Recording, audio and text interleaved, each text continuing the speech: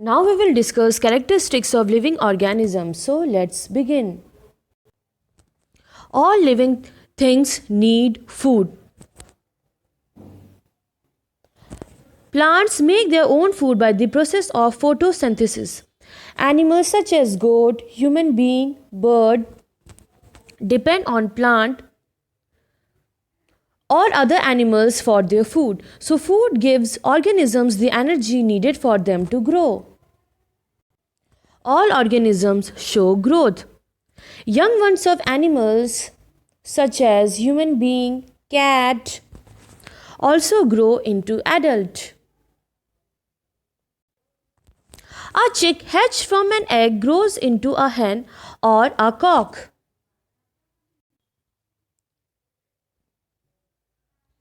Plants also grow in size, so growth seems to be common to all living things.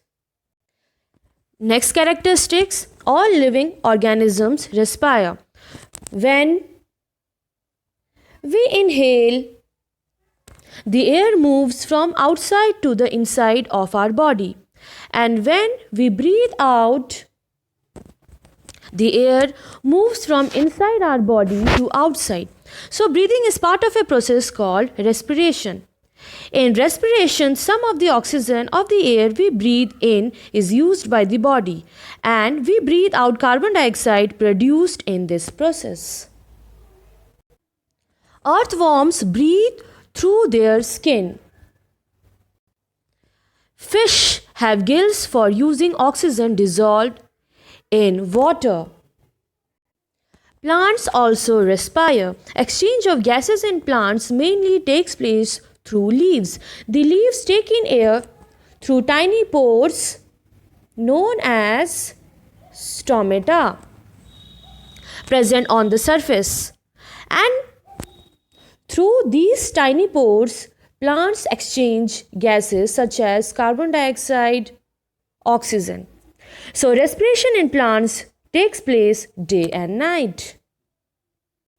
During photosynthesis, plants use carbon dioxide to produce food and give out oxygen. The amount of oxygen released in this process of food preparation by plant is much more than the oxygen they used in respiration. Our next characteristic is all organisms responds to stimuli. For example, our mouth waters at the sight of tasty food. And what is stimuli? The changes in our surroundings that makes us respond to them are called stimuli. Some more examples, like in case of dog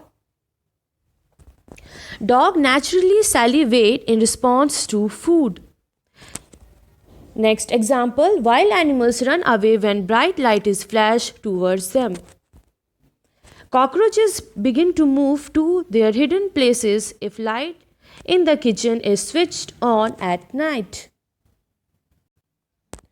In some plants like mimosa, commonly known as touch-me-not, leaves close or fold when someone touches them. Next, excretion is another characteristic common to all living organisms. All the food that is eaten is not completely used by the living organism. Only a part of it is utilized by the body. Then what happened to the rest? So rest of the food material is removed from the body as waste, and the process of passing out the waste substance from the body is known as excretion. Next characteristic, reproduction. So a living thing produces another living thing like itself. This is called reproduction. Animals like dog, cat, horse, cow, lion, sheep, human being give birth to their young ones. Many birds lay their egg in the nest. Some of the eggs hatch and young birds come out of them. Many plants reproduce through seeds. Plants produce seeds which can germinate and grow into new plants. Next characteristic, all organisms show movement. They move from one place to another and also show other body movements. Then, what about plants? Do they also move?